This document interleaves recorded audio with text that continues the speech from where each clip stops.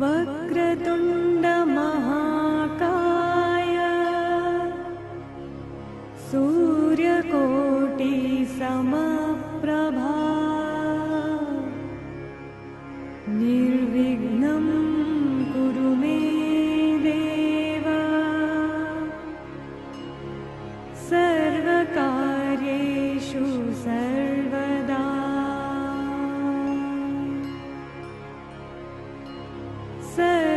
सर्वकार्येषु सर्वदा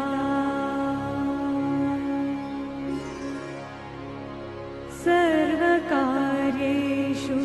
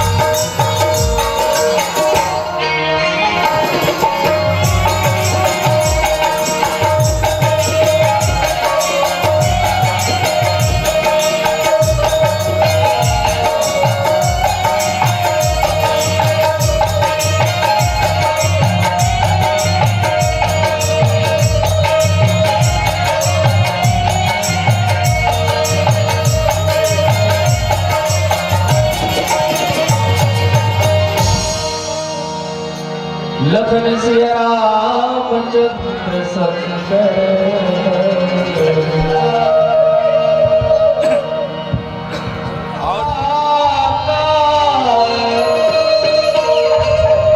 सूर्य कोटि समप्रभा निर्विघ्नं कुरु मे देव सर्वकार्येषु अपने अपने धर्म की सब काहू को पी तुमको पीर सब धर्म की धन्य धन्य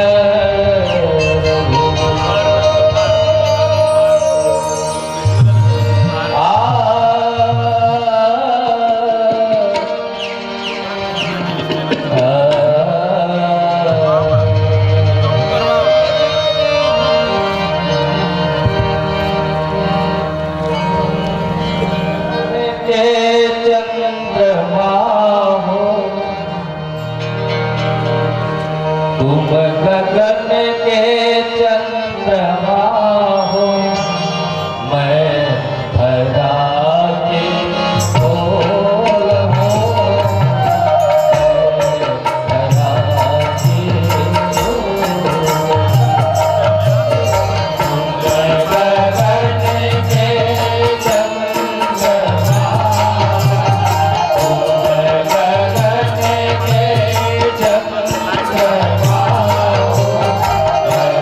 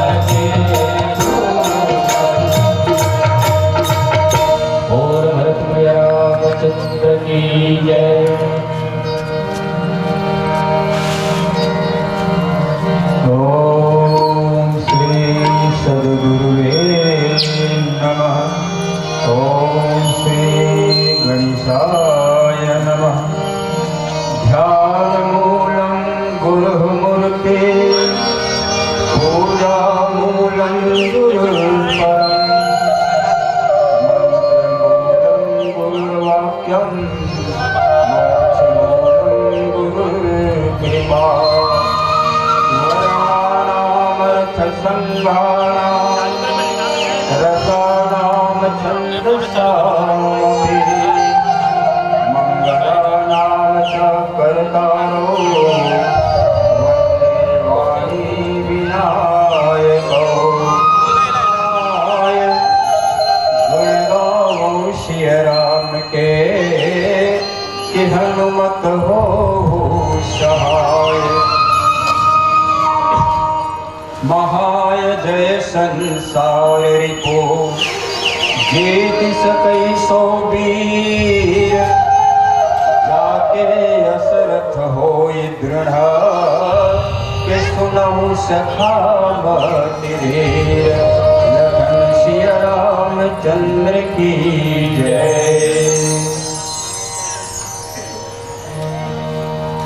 परम सौभाग्य की बात है कि आज हमारे गांव भीमभोरी में मानस गान का द्वितीय दिवस है, दूसरा दिन है। 19 जनवरी रविवार सूर्योदय की किरणों के साथ हम आप सबके लिए नववर्ष की शुभकामनाएं देते हैं। और आप लोगों ने जो अथक परिश्रम प्रवृत्तियों की नगरी रही है। शुरू में ब्रह्मा जी ने अपने कारीगर विश्वकर्मा के सहयोग से लंका नगरी को बनाया और उसमें देवताओं को वास दिया। देवता लोग पहले रहने लगे उसमें। और चूंकि देवता जो है वो सात्विक प्रवृत्ति वाले होते हैं, इसलिए लंका नगरी जो थी वो सात्विक प्रवृत्ति की नगरी थी शुरुआत।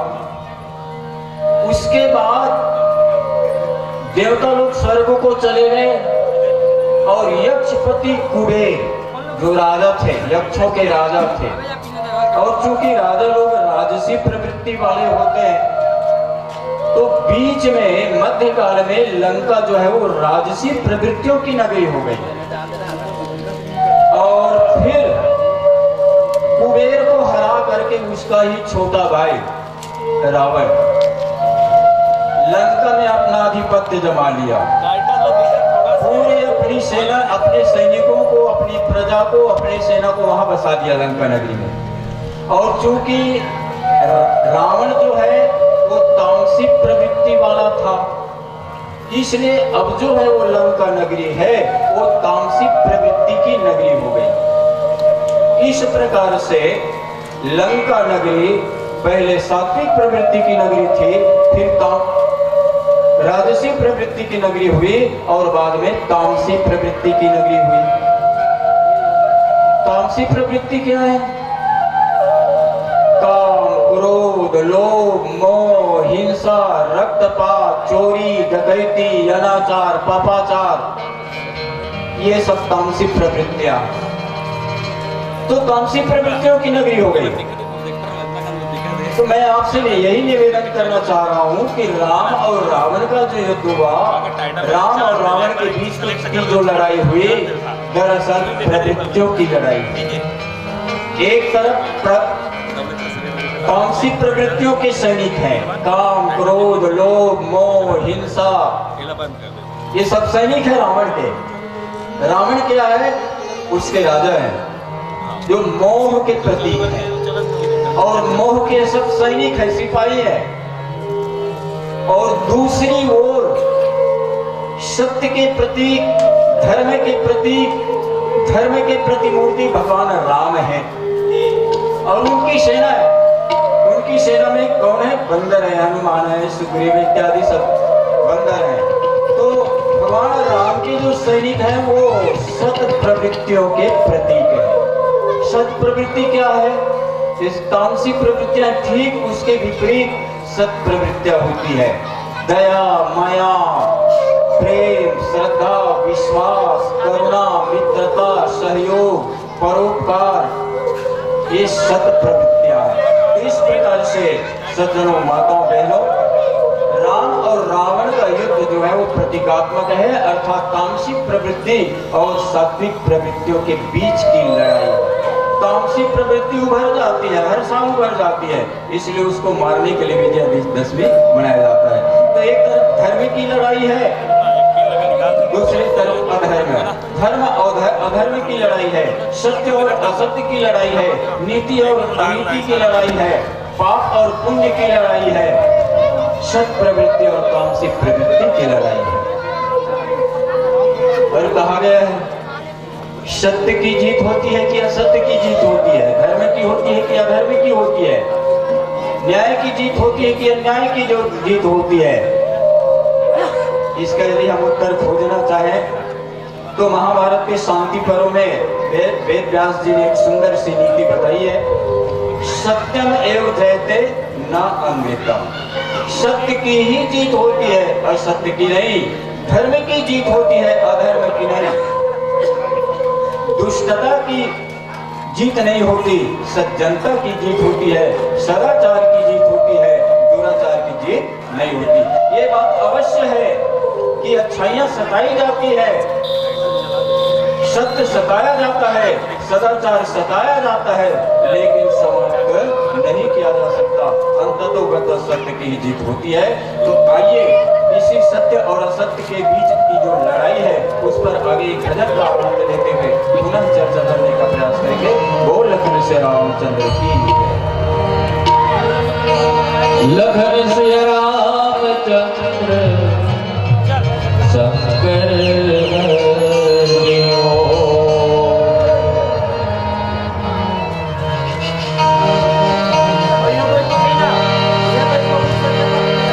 भूल जबे धन गावेगा,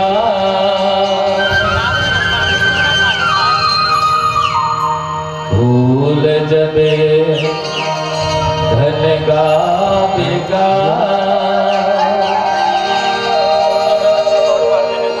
मनवा जप ले राम रमैया, यही तो है जीवन आधार। एक रता और एक ठिकाना,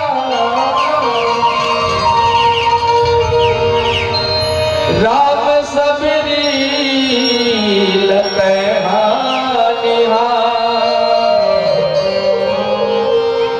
अज श्री विधि हरिहर के अत के कहना, अज राम चरण में जीवन।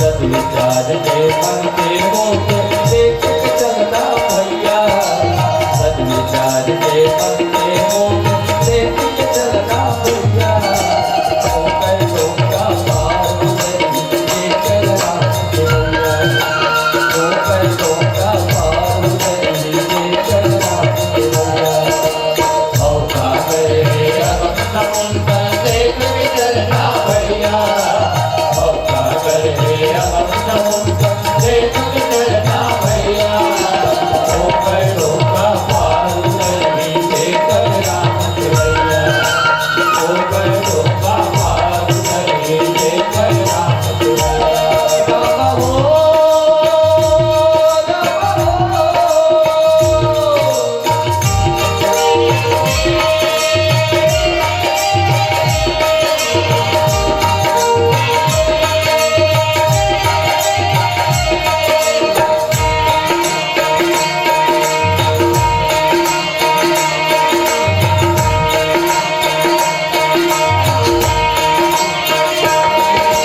सद्विचार हृदय के राखे मन में राम बसा लो भैया, मन में राम बसा लो भैया, मन में राम बसा लो।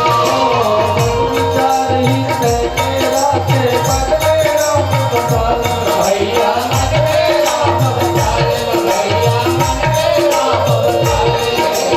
मोड़ कबीरी और गरीबी विसल में विशाल भैया, विशाल में भैया, विशाल में मोड़ कबीरी और गरीबी विसल में विशाल भैया, विशाल में भैया, विशाल में राम नाम के बड़ा